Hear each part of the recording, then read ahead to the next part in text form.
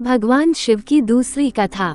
सृष्टि के आरंभ में ब्रह्मा जी ने जब अपने भ्रूमध्य से रुद्र को पैदा किया, तब अपने इस पुत्र को स्नेहवश उन्होंने अपने कंधे पर चढ़ा लिया।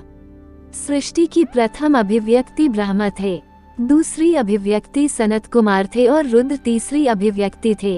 रुद्र के कंधे पर बैठ जाने से ब्रह्मा के पंचम मुख ने अथर्ववेद के मंत्र से उनकी स्तुति की, क्योंकि यह तत्काल रुद्र के भय से छुड़ाने वाला था। अर्थ कपालिन, रुद्र, बभ्रू, भव, कैरात, विक्रम, विशालाक्ष, कुमार, विश्व की रक्षा करें। इस स्तुति में शिव के वे नाम थे जो भविष्य में पढ़ने वाले थे।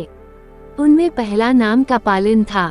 कपालिन सुनकर शिवजी को क्रोध आ गया, क्योंकि कपालिन प्रशंसात्मक नहीं निंदात्मक में प्रयोग होता है। रुद्र ने अपने बाएं हाथ के अंगूठे के नाखून से ब्रह्मा जी का पांचवा सिर नोच कर अलग कर दिया। सिर रुद्र के हाथ में ही चिपक गया, इसे हाथ से अलग नहीं किया जा सका।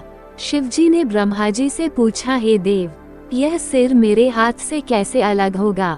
मैं मानता हूँ कि मुझसे यह पाप हो गया है, इसका प्रायश्चित किस प्रकार होगा? ब्रह्मा जी ने प्रायश्चित निश्चित किया कि तुम इस सिर को लेकर कापालिक व्रत करते हुए तीर्थ यात्रा करो। ब्रह्मलोक से रुद्र पृथ्वी पर महेंद्र पर्वत पर पहुँचे।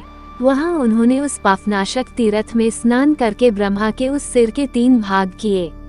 उसके केशों से अपना यज्ञोपवीत बनाया, आँखों को अपने गले में मणि की भांति धारण किया। इसी से आगे रुद्राक्ष की उत्पत्ति हुई। रक्त से भरा हुआ कपाल उनके हाथ में ही रहा। कपाल का एक भाग उन्होंने अपनी जटाओं में लगाया। इस वेश में वे तीर्थों में घूमते रहे। वस्त्र के नाम पर उन्होंने केवल कोपीन धारण कर रखा था। कटे मेखला के गल जाने पर कोपीन भी गिर गया। अब वे दिगंबर रूप में ही तीर्थों की यात्रा करते रहे। नेपाल में रुद्र महाले, मुक्तिनाथ, हिमालय में केदारनाथ तथा भारत के अनेक तीर्थों में अनेक वर्षों तक घूमते रहे। 12 वर्ष तक तीर्थों की यात्रा करते करते वे वाराणसी पहुँचे। जब वे गंगा स्नान के लिए जाने लगे तो उनके हाथ से वह सिर गिर गया। वह स्थान कपाल मोचन तीर्थ कहलाया, जो मनुष्य को ब्रह्महत्या के पाप से छुटकारा दिलाता है।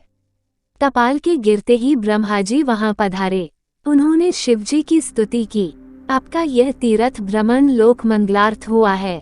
अब से यह व्रत पृथ्वी पर नग्न कापालिक व्रत के नाम से प्रसिद्ध होगा।